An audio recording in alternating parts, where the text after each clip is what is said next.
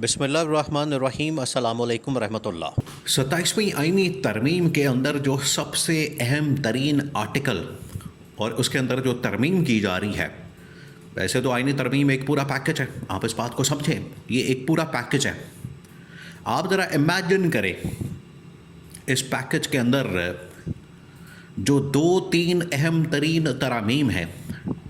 उसके ऊपर रौला पड़ गया, उसके ऊपर असल में इनकी जान अटक गई है,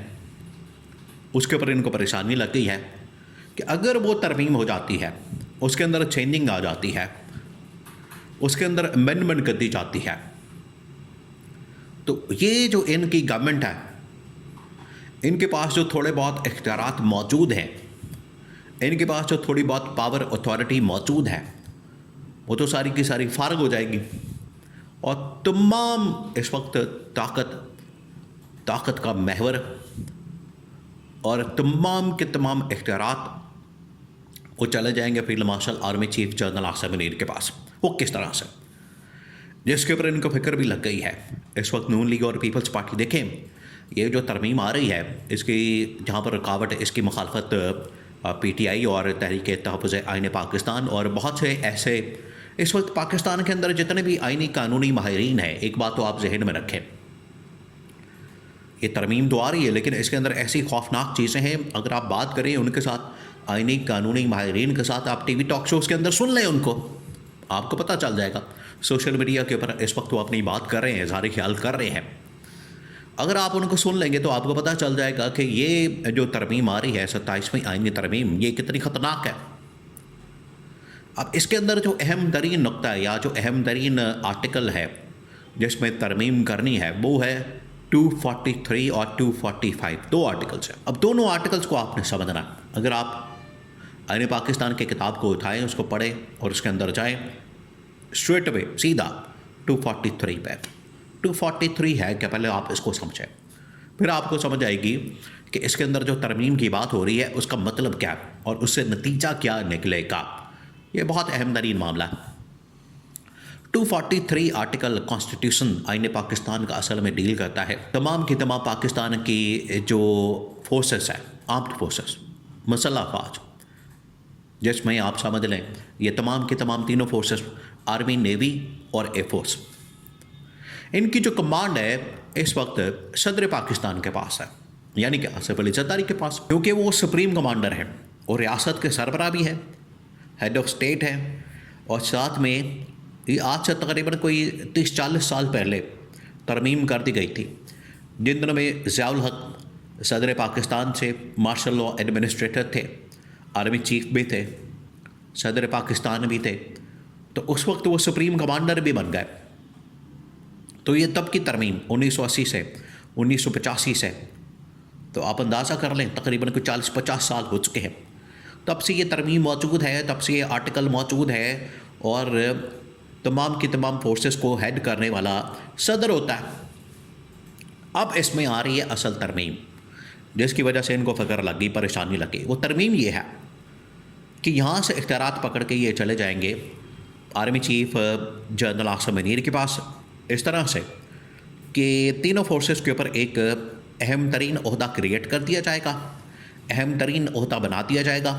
और उसके ऊपर तैनात कर दिया जाएगा field marshal army chief general Asim Munir को। तो ये जो इख्तियारात इस वक्त सदर के पास है, सुप्रीम कमांडर के और एमन के, एक और बड़ा अहम तरीन नुकता उसको भी आप समझें, वो ये है कि इस वक्त तमाम के तमाम सर्विसेज चीफ जितने भी हैं, army chief, navy chief, air chief, उनकी जो तैनाती है, उनकी अपॉइंटमेंट है या उनकी एक्सटेंशन है, इवन की ISI की चीफ की, वो सारी की सारी प्राइम मिनिस्टर, उसके बाद सदर उसकी अप्रूवल देता है, साइन करता है, नोटिफिकेशन निकलता है। इसके बाद ये इख्तियारात इनसे वापस चले जाएंगे और सारी की सारी पावर जो है वो चली जाएगी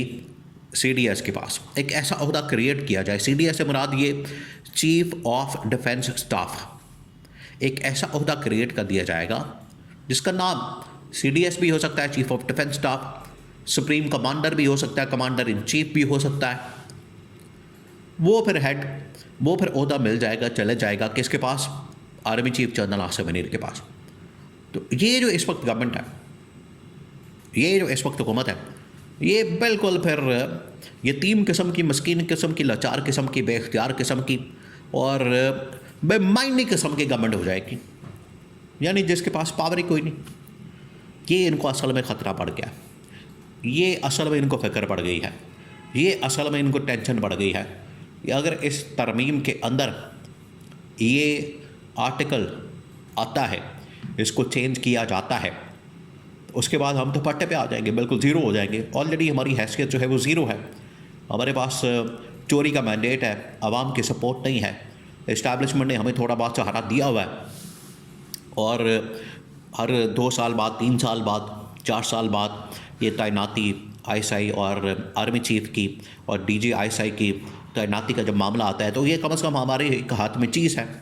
जिसके ऊपर हम बार्गेन करते हैं, डील बनाते हैं, मुकमका करते हैं, क्योंकि हम पब्लिक के ज़रिए से, आवाम के ज़रिए से, आवाम के साथ मुआहदा करके, आवाम के साथ, आवाम के कंधों पर चढ़कर, उनके सपोर्ट के साथ, वोट के साथ तो आ नहीं सकते। तो हमारे पास एक यही हथियार है, हमारे पास एक यही टूल है, या हमारे पास एक यही बार्गेन टूल है, लेवरेज है, जिसको हम इस्तेमाल करते हैं अपने इक़्तिदार के लिए, अपनी पावर के लिए। ये भी हमारे हाथ से गया तो हमारे पल्ले क्या बचेगा। अब ये जो ओहदा क्रिएट किया जा रहा है फ़ौज के अंदर, आर्मी के अंदर, इस्टेब्लिशमेंट के अंदर, ये ओहदा चला जाएगा जनरल आसिम के पास। उसके बाद उनकी मर्ज़ी है वो किसको लाते हैं, किसको नहीं लाते, किसको बनाते हैं, किसको नहीं बनाते। और पाकिस्तान के पहले ही मामला इस्टेब्लिशमेंट के पास है, ये पूरी दुनिया को पता है, ट्रंप तक को पता है, मोहम्मद बिन सलमान को पता है, और ये टॉप लेवल से लेके बॉटम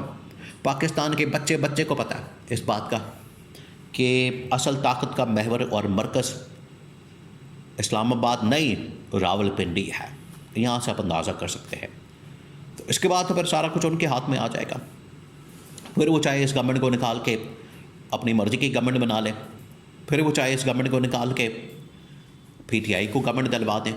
फिर वो चाहे इस गवर्नमेंट को निकाल के इमरान खान को वज़ीर आज़म बना दें, यानी फिर तो उनके हाथ में होगा।